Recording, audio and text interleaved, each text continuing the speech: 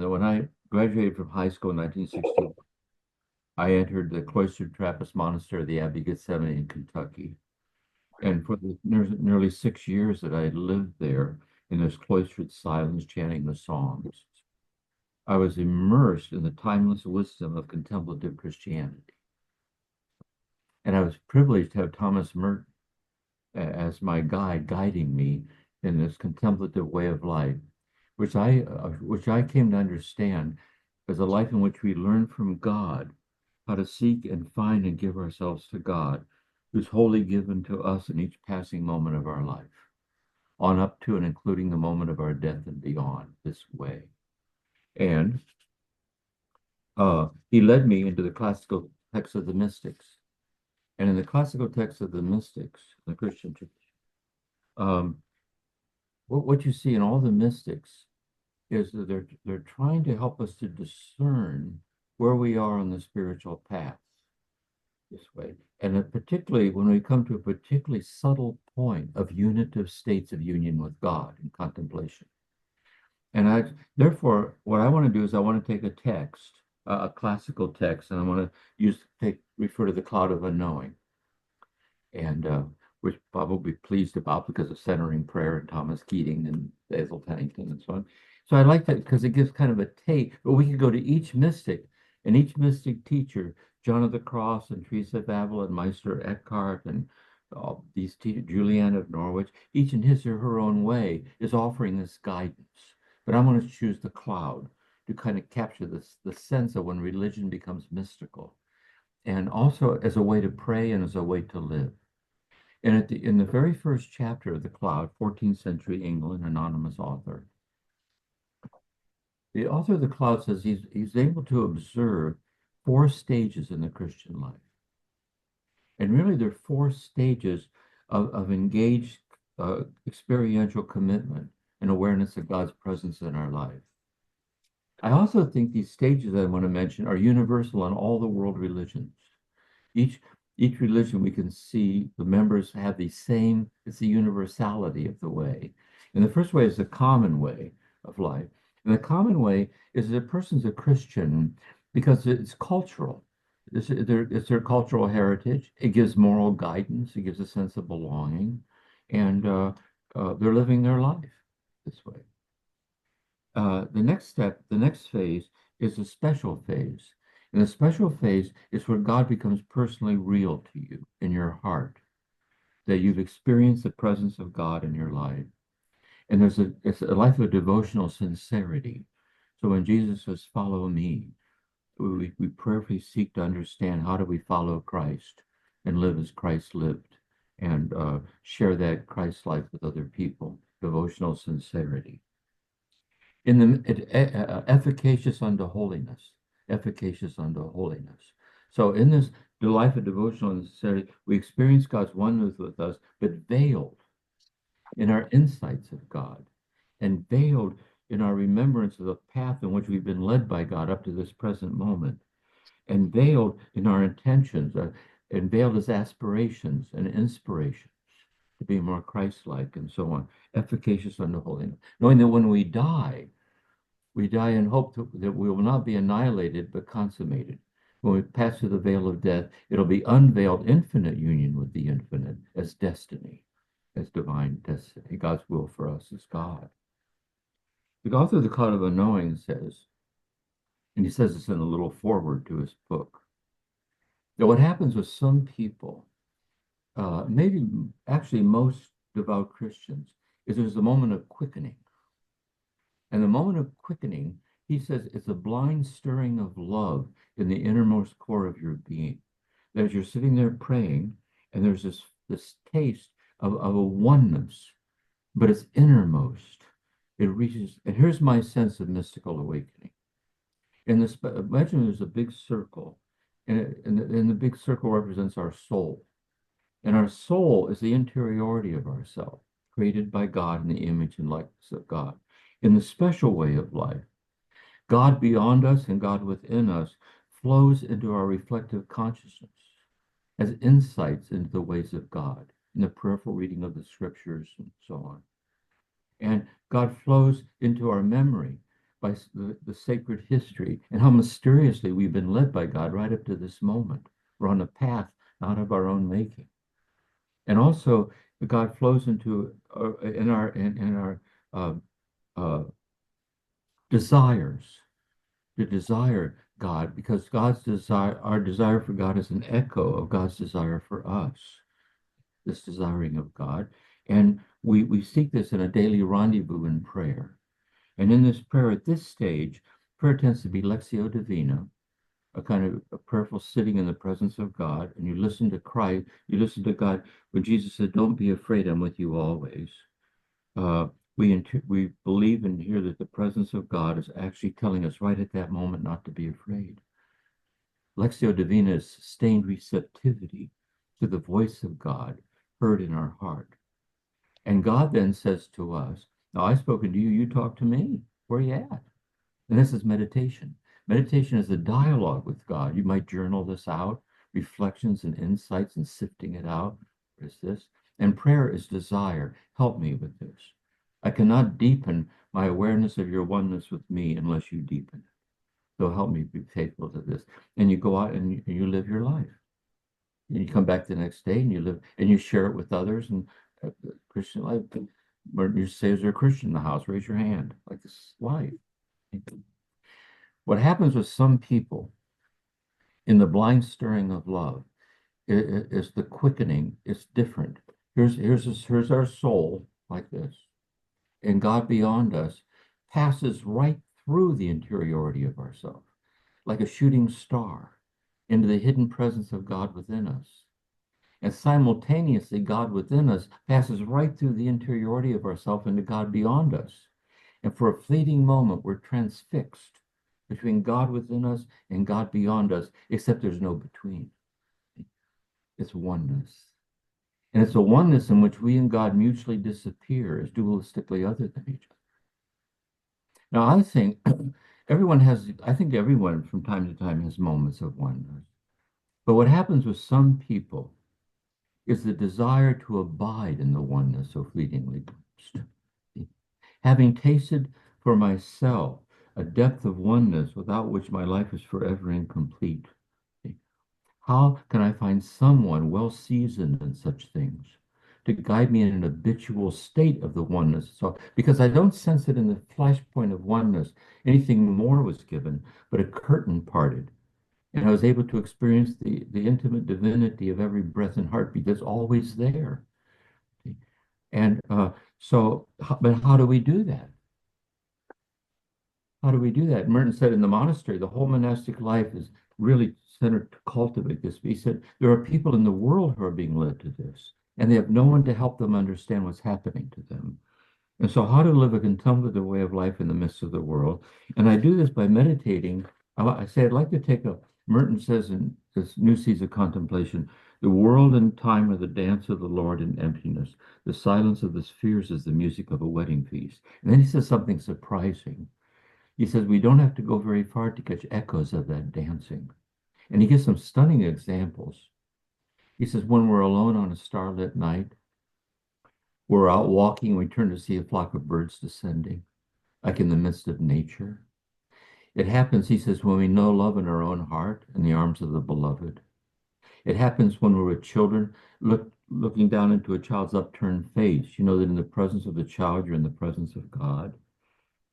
It happens sometimes in selfless service to the community, a quiet hour at day's end. It comes as it comes. Some of these some of these awakenings of oneness are very intense, right? They change you're never the same afterwards. Sometimes when quite young, it starts to shimmer and shine in our heart, the lure of oneness this way. But what's almost always true, these moments are very subtle. They're very, very subtle this way. So I'd like to meditate with you for a moment for one of these moments. And I'm going to choose nature. I'm going to choose nature. That's a moment. And it's a moment of sitting. You're sitting. It isn't just the sun. The sun is setting.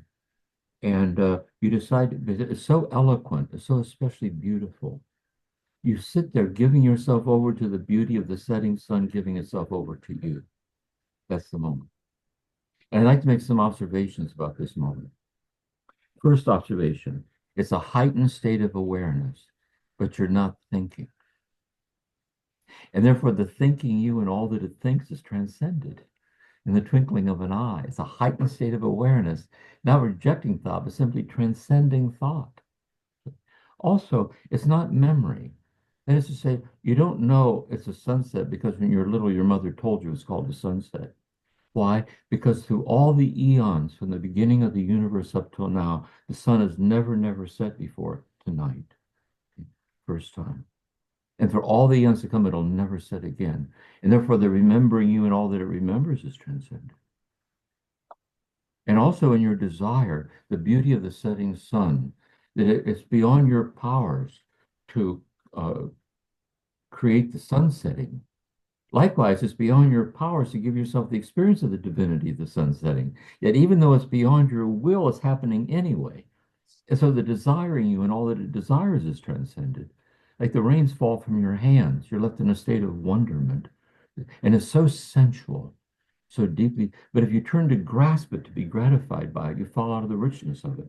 You have to surrender and allow it. And you linger about the scene. You continue on your drive home, get some groceries, come to your house, take out the trash, get the mail. You're standing in the kitchen, going through the bills and so on. And you remember the moment with the setting sun. And you ask yourself this question: why do I spend so many of my waking hours trapped on the outer circumference of the inner richness of the life that I'm living? I know it's there because I tasted it. I know it's, I don't like living this way. How is it that the centrifugal force of the day's demand spins me out and away from this unitive mystery, the divinity of myself and all thing that alone is real? How can I want to be habitually established in this, is the desire. But I don't, with my finite powers, so how do I do this? And so the author of The Cloud of Unknowing says, I'll tell you how. Let's read this little book here. And here's where the mystics come in.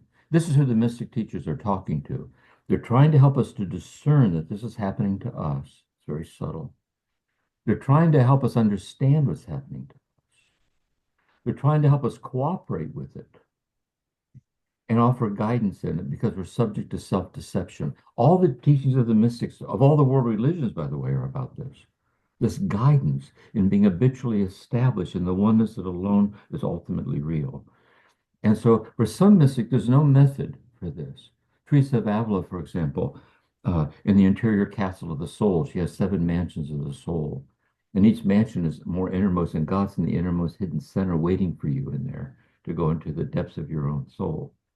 And she says, you're sitting there. The first 3 mansions are psychological, spiritual maturity. You got the scriptures open, devotional sincerity. And she says, imagine a basin filling with water, and it fills up and overflows. But what if there was a basin that as it filled up, the basin kept getting bigger and bigger and bigger to accommodate the water? And she said, you realize this is what's happening to your heart.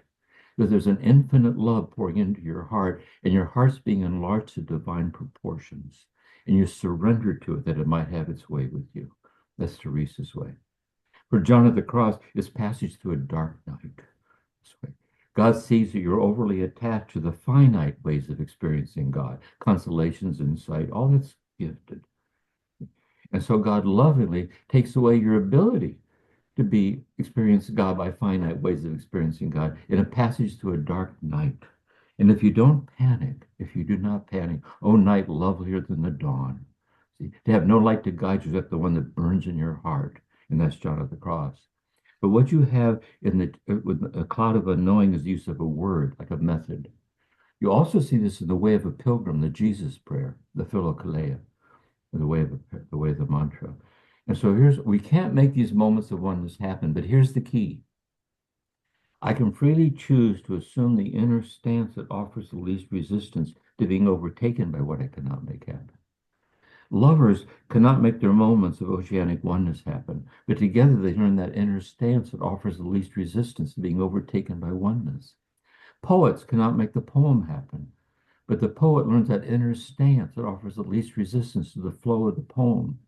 Those committed to healing can't make healing happen, but they learn that inner stance that offers the least resistance to healing this way. And what is the rendezvous that offers the least resistance to this? This is contemplative prayer. And here's the method, here's the logic of method prayer. The cloud of anointings is take a word, say Jesus, mercy, or whatever, say Jesus, and sit there in the presence of God in this receptive openness. And as you sit there, grounded in this word, and you sit in the attentiveness this way, you'll notice thoughts arising and falling out of the corners of your mind. Do your best not to think about the thoughts that are arising, where the thought will carry you off. You'll be thinking again. So what you do is you say to the thought, Jesus, Jesus, Jesus, Jesus. And the you that has uh, spiritual thoughts, the you that has thought, the you that is what it thinks, dies in the emptiness of which you wait for God. You sit a little bit longer and memories arise in your mind, rising and falling. You don't reject any of them, but try not to get caught up in remembering the memories that are rising in your mind. Well, memory will carry you off again. Say to the memory, Jesus, Jesus, Jesus, Jesus, Jesus. And likewise, in your desire, I wish this would go faster. I wish I knew how to do this better. I wish I could. All these desires come up. Why? I don't know if I'm doing this right. Just look at all of it and say, Jesus, Jesus, Jesus, Jesus. And little by little by little, what happens is is the falling away of everything except God's infinite oneness with you. Cloud of anointing says God naked as he is in himself, not the gifts of God. Thank God for the gifts of God. But this is very God being given to you as the very reality of yourself and your nothingness without God, and this mystical union with God. And then what you do then, when you end the rendezvous, and by the way, this slowly happens over a period of months and years. There's no rush with this one. You're just it's a desire because you're learning things. It's devotional sincerity, leaning in deeper to this path which you're being transformed unexplainably in the presence of God. And then you seek to go out and live it every day and to share it with others. That everyone's an infinitely loved broken person. And you seek to share it and live it with others and so on. And so this is how I was taught. I mean, this is how so when I left the monastery, I still try to live this way. I still, and when I give retreats around the United States and Canada and several times in Europe, there's so many people that are sincerely longing for this. They can't find anyone to tell them about it this way. And so when they offer a retreat, they're drawn because they hear the retreats in silence. And the meals are eaten in silence. They're encouraged to be silent through the weekend. They're also told to be 3 periods of shared silent prayer and meditation through the day. And in the talks, I'm going to turn to Merton or the mystics, read a passage, and from my heart, I'm going to draw and show how it sheds light on our life at home, in our longings and our aching and our discontent and the tenderness of ourselves, like the divinity of the ordinariness of ourselves, and to live this way.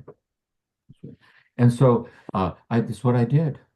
So when I left the monastery, I wrote a book called Merton's Palace of Nowhere, which is Merton's search for how do we be healed from all that hinders us from experiencing our ultimate identity hidden with Christ and God forever before the origins of the universe. Our true self, the transsubjective communion with God that is our true identity. And when that book came out, that's when I started giving these retreats. And a clinical psychologist invited me to give a retreat to his former patients, an annual retreat.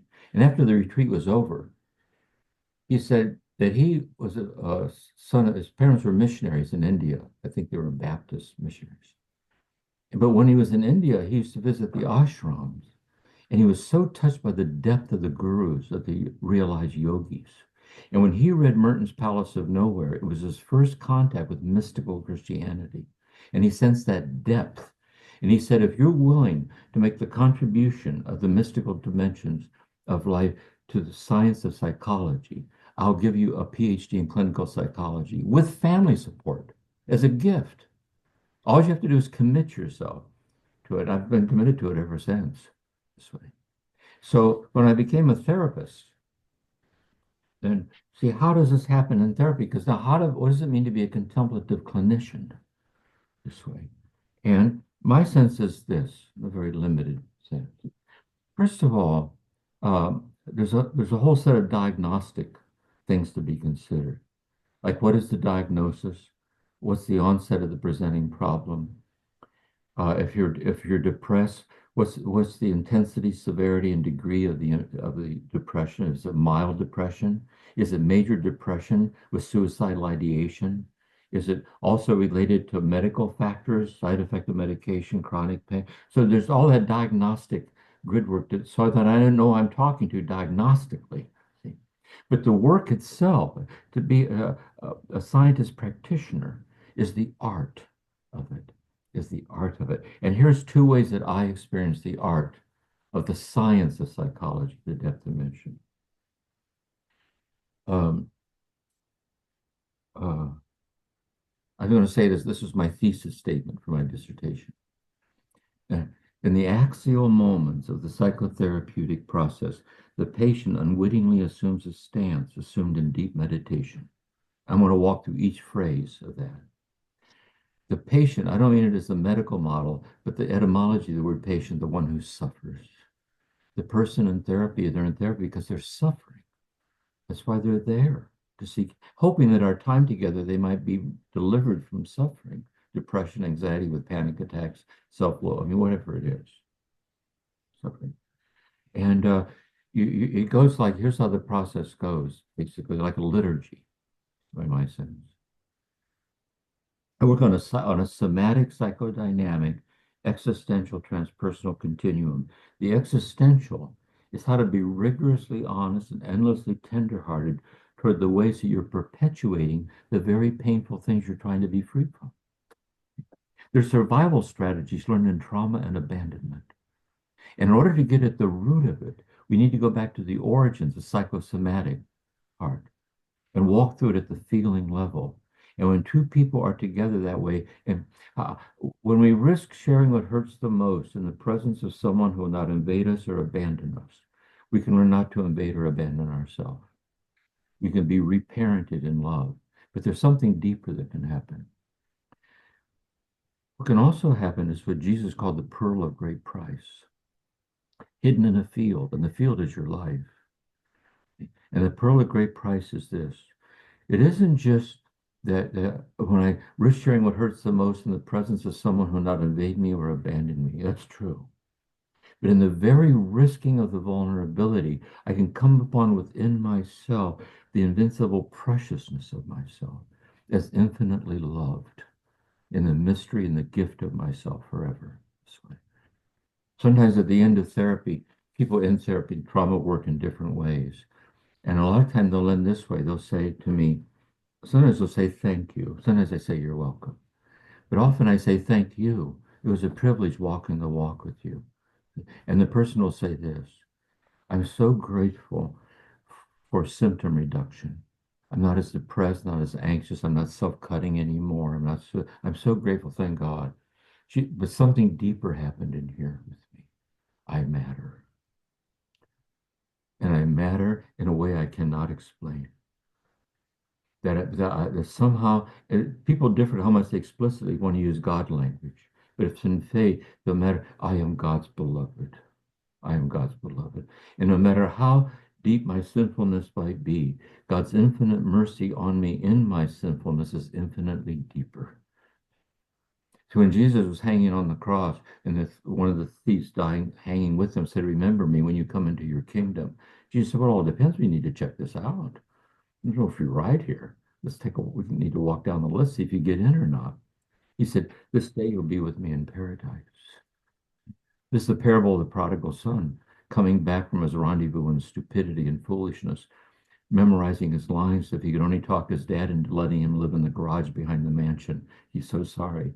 And the father doesn't even wait for him to get there. He comes rushing out, puts a ring on his finger, has already ordered the feast. My child's come home. And Jesus said, "That's Abba. This is Abba." And so I think this burns in people's hearts.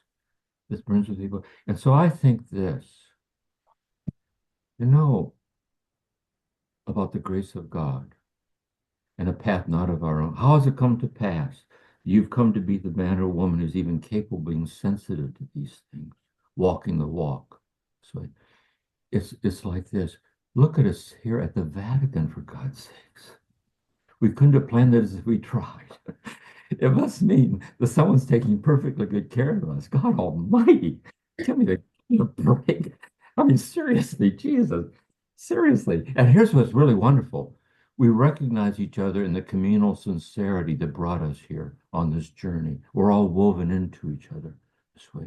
So that by being woven into each other, we might go back out and carry the interconnected threads out into the world, whatever the religious tradition we're in, whatever the situation we're in, to weave it out throughout the whole world.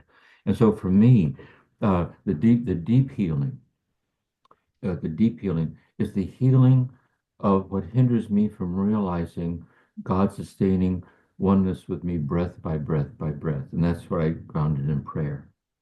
But once I ground it in prayer, I then have to touch the healing that's found its way into my mind and heart, my anxiety, my depression, my addiction, my self-loathing. And when I touch the hurting place with love, some of the hurt I touch with love flows back into my touch because I'm just a human being. And therefore, I have to back off so I don't get flooded and re-traumatized. Not to keep running in the other direction, but to be regrounded again in this depth of love, the transcendent is one, so I can come back to continue doing the love's work. And as I do that over and over, you learn with me to do it over and over. And that's how we're transformed.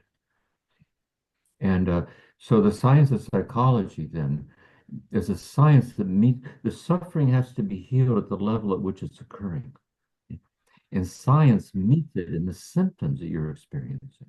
It's a labor of love around the freedom of mental illness compared to how people used to be treated if they were mentally ill. It's a love mission through science by observing empirical patterns and a theoretical orientation that touches those patterns this way. But this depth dimension is always there, implicitly or explicitly, as carrying it forward out into the world. And that's my talk. By the way, before you respond, here's this book, Pope John the 23rd's doctoral dissertation on faith in St. John of the Cross. I mentioned it to you, Ignatius Press. Wow.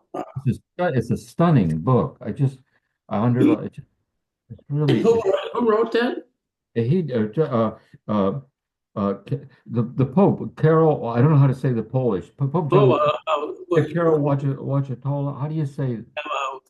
you, well, I know Pope John Paul too. Yeah, yeah, Oh, yeah. yeah. Carol, Wojtyła. I can't remember the Yeah, pronunciation. yeah, yeah, yeah. And by Ignatius Press, San Francisco. And it was his doctoral dissertation.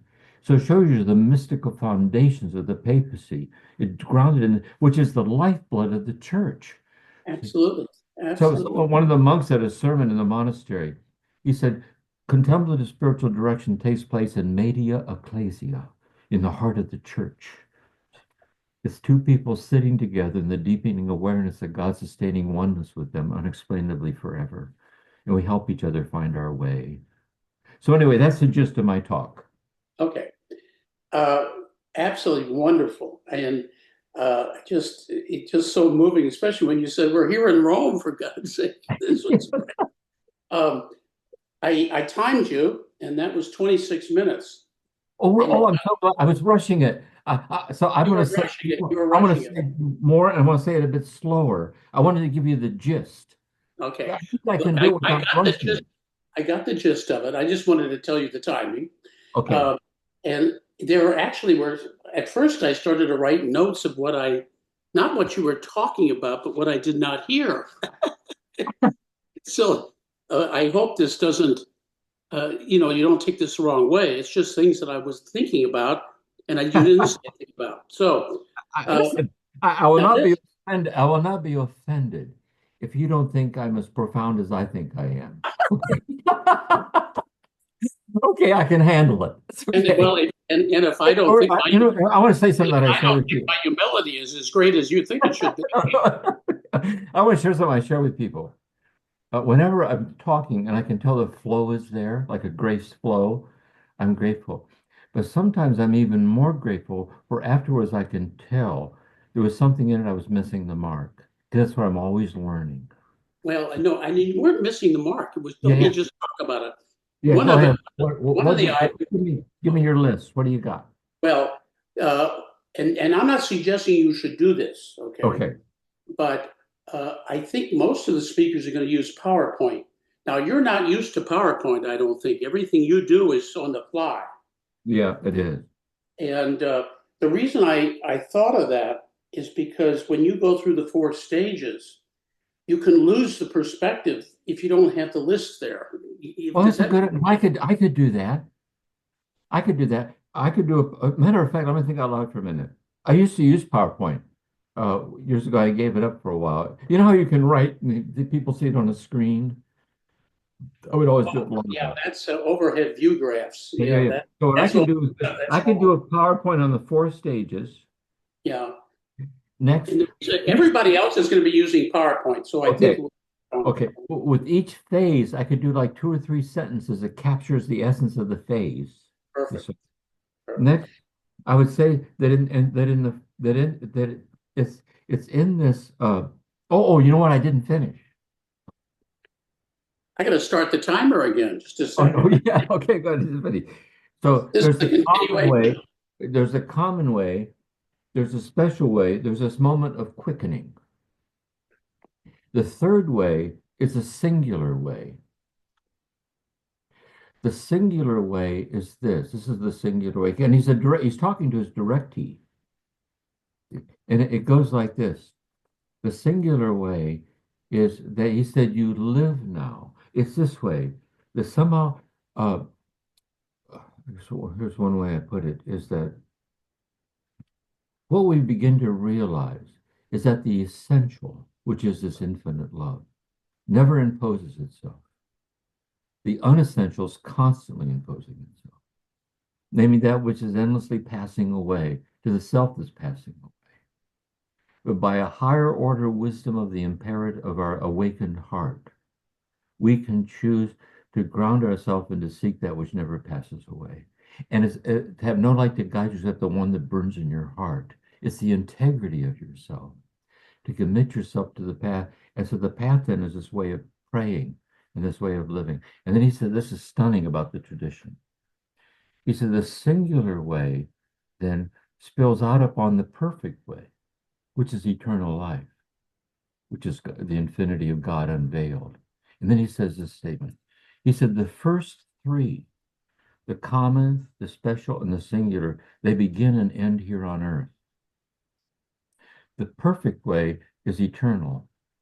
But what happens in the singular way is that the perfect way is already beginning. That is, you're already crossing over into God and you're not dead yet. You're not, it's celestial. It's an unveiled oneness, but it's veiled in subtlety. It's veiled in subtlety. So in a certain way, then, it's how can I learn to die of love at the hands of love until nothing's left of me but love? And Now, therefore, who are you quoting these from? Who I'm just established it? making it up. This is the way I say it. Oh, I see. No, what This I is mean is, was somebody doing it before you? Was it? this is chapter. This is from the end of chapter one of the Cloud of Unknowing. And then I'm Oh, drawing. Then so I'm those drawing. four stages were from the cloud of unknowing. Yeah, the chapter one is the Okay, great. Okay. uh, When you mentioned Teresa of Avila, you realize that on the last day, we're going to go see the statue of Teresa of Avila in ecstasy. I'm so glad. You know where? Have you been there? Have you seen it? I didn't see that. I've been in Rome. I've been at the Vatican, Sistine Chapel, but I didn't see the statue. I want to see Well, it. this is in a small chapel in Maria de Vittoria Chapel, and it's on the website, a picture of what it looks like. But you can almost mention that we're going to Yeah, go see her in ecstasy, whatever you want to say. I don't know. But I think here's how I use PowerPoint. It's not so much just for the audience, it's actually for me so that I don't get off track and I have my sense of flow. But you don't need that. You're brilliant the way you talk. But I think it would help the audience and I the do people. too. No, I do too. And also, when I do the PowerPoint, I'll have my notes. See, my notes look like this. This is what my notes look like. It's hard to read, but Okay, it's clear to me. But off to the side, I'll have my own printed copy of the PowerPoint, so I'll know that without looking around, I know I'm looking at what. perfect. That's perfect. Now there's a PowerPoint view that shows the notes for the speaker. So you can be looking at a computer and it'll show you the notes and the next slide, so you know where you're headed. And, Okay. I'll and you're figure that part out. But I'll I'm use not PowerPoint. trying to make it more complicated. No, no, here's what I think. There's two thoughts. Within the limits of time, uh, if I can bear witness to the mystical, so I speak in a way that embodies it, so that we taste it together, and then to see how, as a clinician, my phenomenology of that, how I feel as a contemplative clinician. Love So, the way. Yeah, go yeah, ahead. so as I kept the tone of it, like it communicates this. Oh, you know what else I might say? Tell me, I want to say something else. By the way, while you're writing it down, I wanted to mention that I love the flow of your person of the mystical, and then into your Yeah, psychology, because yeah, first that wasn't the way you did it the first time, and I I thought, know. oh, I hope he's going to go there. So whatever. Yeah, yeah. I want to say this too. It has to do with my talk. So, is that when I left the monastery, I studied at the monastery. I had a chance to study medieval philosophy, Thomas Aquinas and Bonaventure and Duns Scotus. It had a deep effect on me, really. With Daniel Walsh, who taught philosophy at Columbia University. Merton used to sit in on his classes. He was very influential in Merton's conversion. And so when I started writing Merton's Palace of Nowhere, I just thought I wrote a letter to Dan Walsh. He was still living at the time at the monastery. And I said, I don't know how to communicate this to people out here, that we subsist in God like light subsists in flame. And he said to me, I don't know, he said, you cannot communicate it, but it will communicate itself through you if you're convinced in what you say and if you are what you say. And you know it'll be communicated because there'll be a response in the listener. They know something deep within them that matters very much is being addressed. Merton called the spiritual communication. It's like a Yeah, collective awareness in the room that no one can explain. See, yeah. like this. And That's the spirit I, of this. That's the spirit of this conference, that I'm hoping that people will get this sense of awe, that yeah, it'll be part of them rather than through words. I'm going to add that. I'm going to, at the end, I want to be sure and by the way, when I do the sense of awe, that'll be the lead in to say, how did it come to pass we're sitting here right now at the Vatican, for God's sakes? Like, talk about awe. So Um, anyway, do you feel this will segue naturally into your talk, the tone of what I'm doing? Is it a I think nice? so. No, it'll work. It'll work, but you can hear mine, and you'll see what Okay, I'm doing, and okay. then you get. But let me look at some of my notes while you were speaking. Um, I think that because it's faith and science, and your talk was only 26 minutes, you got more time. You may want to expand on the psychology part, because I can it do is a that. science class course, I can do comp, that. and Uh, to show how the two are intermingled. They re-support each other, basically. yeah, I can do that. I left it out here, but I did that. I have a little thing on that I just briefly referred to the diagnostic picture, but Mhm. I want to make a reference to that when you go to therapy, the therapist is listening to you, but they're listening in a certain way based on their training and their theoretical orientation. What they're looking for are patterns that embody the symptoms that you're suffering. They're listening for the patterns, which you might not tend to be consciously aware of. But by they joining in an alliance with you and drawing the pattern out into the open for you to be consciously aware of it, it enhances experiential self-knowledge. Not only understanding where the wounded has come from, what it's made out of, but they also see unactualized patterns of wholeness that are more reality-based, more grounded, more helpful. And so the skilled clinician that is working at that functional level, but there's always the interior depth dimension of that functional level. They touch each other. This is where the Yeah, psyche touches the soul, like from the brain to the mind to the soul to, they're anyway. so I'll this do is it. going to be wonderful. It really is. It's going to be the I love the intro and the personal, and and then the transition to the psychology. Good. Um, the You mentioned in passing. Well, to start with, I liked you mentioned meditation and then contemplation. Yes. And there were subtleties in the way you said it that it was clear that you knew, and you were saying that meditation is engagement of the imagination, Yes. whereas contemplation is something completely different, not different, but Yeah. it's purposeless and thoughtless. Hey, I want to add something else that I think should maybe, I should say too, where these words have different meanings in different traditions. That's So when right. Buddhists talk about Buddhist meditation, they're talking about contemplation. That's right. When the Exactly. yogis talk about yoga meditation, they're talking about contemplation. They Exactly. also have reflective meditation, which is the Dharma talk, where they talk. So we need to be aware of how these words are used. Uh, yeah, Perfect. Perfect. Now, what you just said, I think is important in this conference because I'm going to use the terms in their etymological meaning, which means the traditional Christian approach. yes, Where you're absolutely right. When Buddhists use the term meditation, they actually mean both meditation and contemplation. that's It right. depends That's right. on what you're talking about. That, So, I want to one more thing too. They mean it both as active contemplation, as a stance they choose to stay in, which offers the least resistance to the passive contemplation of nirvana. That is, Zen I, Master Dogen says, if the enlightenment occurs, it occurs entirely without human agency. It's not given as the result of your effort. It washes through you this way. So I'll mention things like that. well, anyway, I like if you would expand a little bit on those meanings because that would roll into my talk better. Nice. I'll do that. And I think it informs and educates people at this conference that are all they're hearing is the secular term meditation, and they are clueless that that's different than contemplation. Yeah, they are. To me, it's more of a vestibule to contemplation.